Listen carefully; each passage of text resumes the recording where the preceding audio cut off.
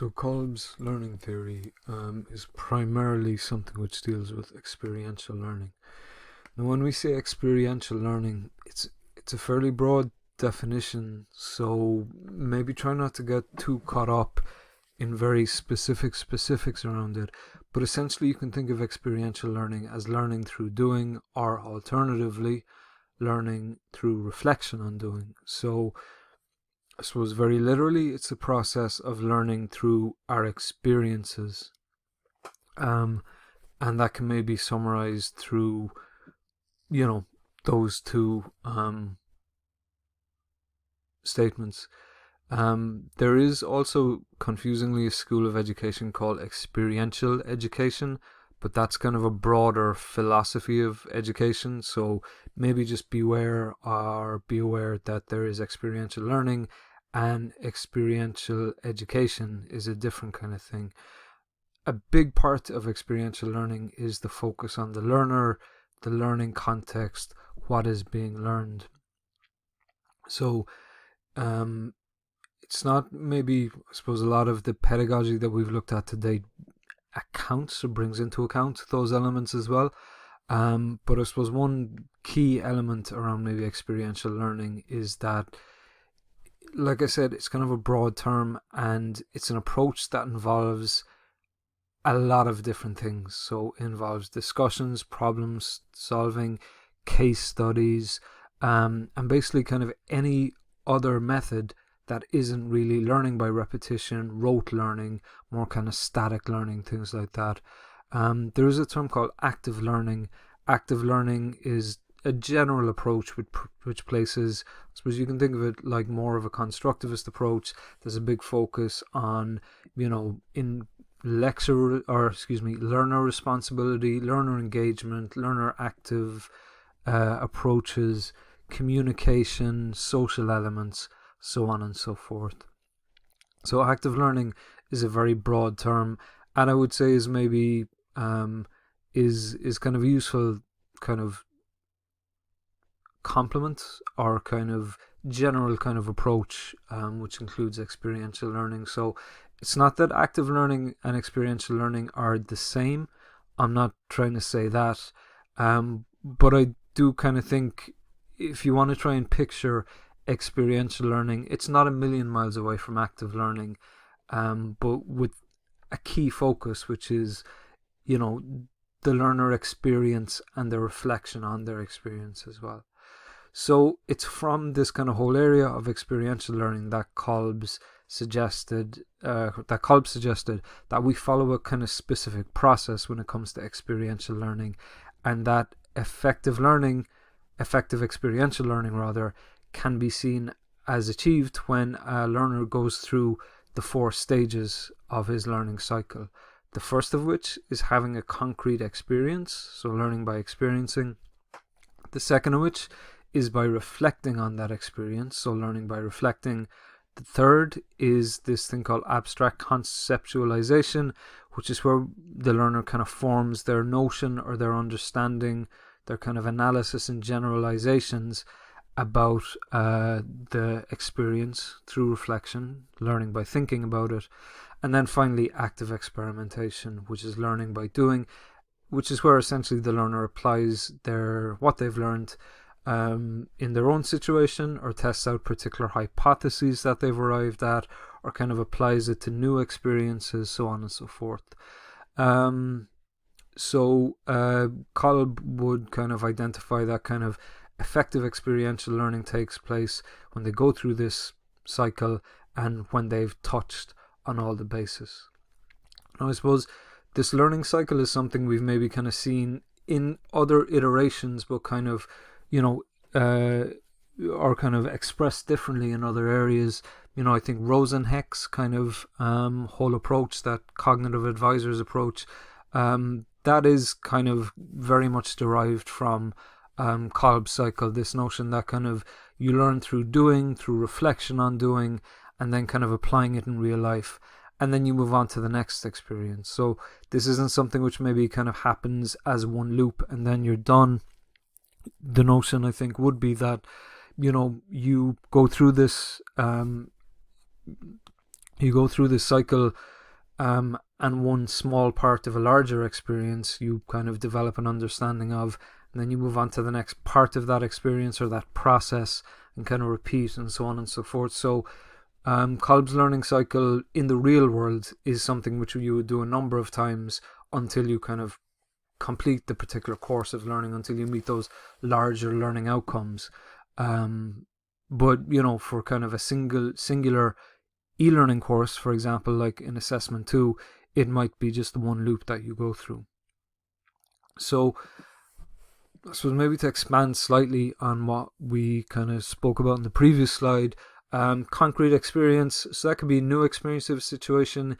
It could be a reinterpretation of an existing experience. But the point is kind of that everything is based on this experience. This is the kind of key starting point. Now, how the learner would experience their experience would vary. It would very often vary depending on the nature of what is being learned. Is it a physical activity, for example? Is it using a new piece of software? Is it kind of gaining an understanding of something? Is it exposure to a particular environment or situation or whatever? So the experience will vary, and the nature of the experience will vary depending on what you're trying to learn.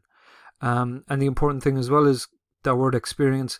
Like I said, it doesn't have to be a completely new experience. It might be something that someone has already done a number of different times, but it's how they reinterpret their existing experience might change. So a good process in terms of that is framing the experience correctly and letting the learners know before they begin the experience what they should be looking for or what they will be expecting. Reflective observation then essentially is reflecting on that experience.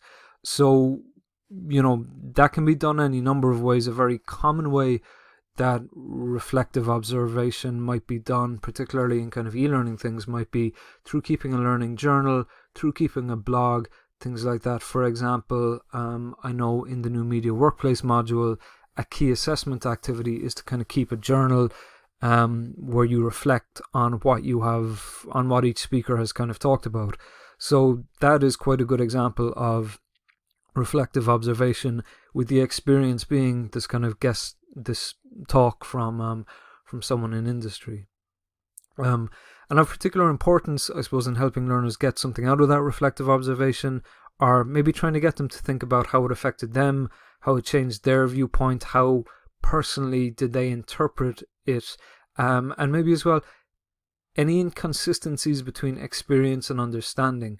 So these are the parts of the experience that I kind of got well and that I'm familiar with and that I'm comfortable with and that I think I understand. But here are the parts that I am not clear about. Here are the parts that I would like to know more about. Here is how I'm not sure that I would be able to apply it in my kind of day-to-day life. So that's an important element to kind of that's an important element to try and draw out or get the learner to think about as part of that reflective observation. Abstract conceptualization then is something which follows on from experience kind of almost naturally enough. So by reflecting on the experience, the reflection gives rise to new ideas, to new abstract kind of ways of thinking about it, or to modifications of existing kind of notions, experiences, attitudes, so on and so forth. So, what is an important step is maybe, and this comes, I think, from the reflection, is trying to identify what you want the learners to get out of it. And I think that very much is the abstract conceptualization. That does kind of speak to, here is my understanding of it. Here is the new ideas that I've gotten from it. Here is how I feel it has affected me. So the abstract conceptualization, I suppose, I think is tied very much to the reflective observation. And I suppose if you were kind of, let's say, if a piece of e-learning got you to do a reflection, I think those two elements are quite linked. Kind of the activity of reflecting through, for example, a blog gives rise to that abstract conceptualization, and how it does so is in kind of the brief for the blog. So instead of just saying write a blog post saying how you thought about that, what is important is to identify to the learner, when you're reflecting on this, think about what new ideas it gave you, how it changed your perspective, how you feel differently about it, what kind of additional information and ways of thinking you would kind of gather from the reflection. And then finally is active experimentation, and yeah, that is essentially the notion of learning by doing so, how the learner applies that to the world around them. And important in that active experimentation element as well is what results. So what kind of results do they get out of it? So as well as just kind of applying it, it's important to maybe, again, kind of thinking about it like a brief, when you get the learner to apply it, for them to be clear with them, when they apply it, here are some things that they should look out for. For them to consider, was it effective? Was it ineffective? And if it was or wasn't, why is that the case? What was the results of it? Was that according to what you expected or didn't expect? Do you think this will kind of affect you doing things differently? And that kind of active experimentation phase, it's usually good to give learners a bit of scaffolding around that. So it's not, at a bare minimum, I guess, is saying, now go off and try that yourself. A better thing to do is to maybe try and identify, or try and state to them, go off and do it yourself, and when you're doing it, think about this, bear this in mind, be sure you take these steps when you're doing it. So each of these steps, I suppose each step feeds in quite naturally to the next one. Where I do think Kolb's learning cycle, if you're going to apply it effectively, what I do think is important is in that you're kind of being clear with the learner and trying to guide them. I use the term brief, giving them a brief for each stage. So before you have this experience, think about this, be prepared for this, have a think about this. When you're reflecting on it, give them a brief for the reflection in terms of what they should think about, what they should be looking for, what kind of questions they should be posing to themselves.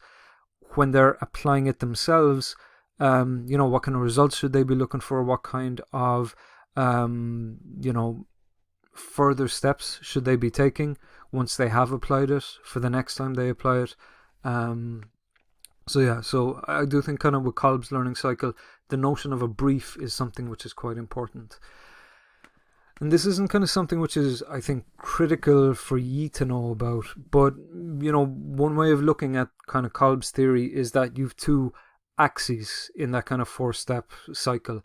And those are based on thinking and feeling. And because you can't really think and feel at the same time, you can't perform those variables in the same way. So it's useful to maybe think about it, I think, in terms of this kind of 2x2 matrix.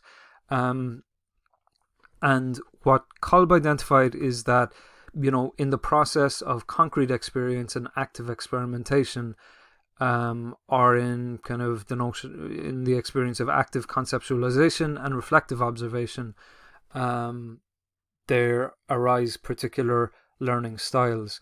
Now, the whole term learning styles is kind of a bit verboten, and I'll kind of talk about that later in the module. But, Kolb did identify 4 learning styles that go along with his kind of learning cycle. We'll maybe talk a bit about those, the whole notion of learning styles a little later in the module, but maybe just to be aware of it, he suggested that, so for example, between concrete experience and reflective observation, there is this kind of element of diverging. Between reflective observation and abstract conceptualization, there's a process of assimilating. Between abstract conceptualization and active experimentation, there's an element of converging. Between active experimentation and concrete experience, there is this kind of accommodating. So I wouldn't get too much into these. Where I think these are useful is in something like a diagram like this, where it identifies that kind of, in each of these different quadrants, there are particular activities or kind of elements that you can be getting the learner to do. So leaving aside the learning styles for a moment, this I think is quite a useful way of understanding and applying Kolb's learning theory. So if you are looking at an e-learning course, for example, and you think Kolb is applicable, okay, well, between the experience and the reflection, is it looking for people to be imaginative, to understand things, to recognize problems? If it's getting them to do the active experimentation, is it asking them to look at getting things done, at initiating? Is it being practical in what it is asking the learner to do around applying it, so on and so forth? And if we kind of tease out all of those different elements, then we can talk a bit about, for example, if you're talking about accommodating, which is this kind of area between active experimentation and concrete experience, you should be asking learners to commit themselves to objectives, to seek new opportunities, to influence and lead, to become involved, to deal with people. If you're talking about diverging, which is between concrete experience and reflective observation, you might be asking them to tune into people's feelings, being imaginative, being sensitive to them, brainstorming, imagining the implications of ambiguous decisions. If you're looking for them to do some assimilating, you're asking them to plan, to create models, to organize information, test their theories, design experiments, analyze data. And if you're talking about converging, which is between conceptualization and experimentation, you should be looking for them to solve problems, come up with ideas, figure things out, be logical, create new ways of thinking and doing, experiment, choose the best solution, set goals, make decisions. So, like I said, I'll come to it later in the semester, but one thing to be aware of, alright, is the whole notion of learning styles.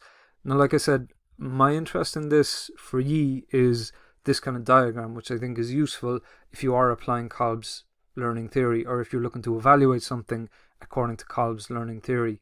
When it presents the experience, and between that experience and the reflection, is it getting people, is the course, for example, asking people to do these activities to kind of for the relevant kind of application of the learning theory. The whole area of learning styles, though, just be wary of them. I'll talk a bit about it later in the semester. But I suppose because, it is to a degree inseparable, a couple of criticisms maybe of Kolb. There's, in his kind of presentation of it, there's not a huge amount of empirical experience. There's a lot of gut and hunch. There's lots of extravagant claims made about learning styles. It maybe doesn't factor in as much as it could things like environments, prior experiences, so on and so forth. And there are also complex processes at work between learning and knowledge, which aren't always very straightforward. But I would say Kolb in general, like with the other learning approaches or kind of models that I'm covering for assignment 2, I think it's very useful for evaluating processes that might be based on these 4 steps. So if a piece of e-learning or any course kind of identifies itself as experiential learning or as very active learning, does it do these 4 steps? Is it getting people to experience and to reflect and to conceptualize and to experiment themselves? So on top of that, is the piece of TL making use of each of the activities that are identified in these quadrants? And this isn't like an absolute list in terms of these activities, but if a piece of TL does have the goal of experiential learning, is it kind of encouraging people to be imaginative, to brainstorm, to define problems, to do all these kind of different things? So that's, like I said, not a bad diagram if you are looking to apply Kolb's theory as a bit of a guideline in terms of trying to identify if a piece of TL does all these. But I guess even at a very general level, you could look at a piece of TL, and if you're going to evaluate it against Kolb theory, certainly you could at a minimum say, well, is it following these 4 steps? Is it kind of, providing an experience, encouraging reflection, encouraging conceptualization, and kind of then finally encouraging active experimentation? And again, if it is doing those, to what degree is it scaffolding those? To what degree is it supporting those? To what degree is it helping guide the learner through those?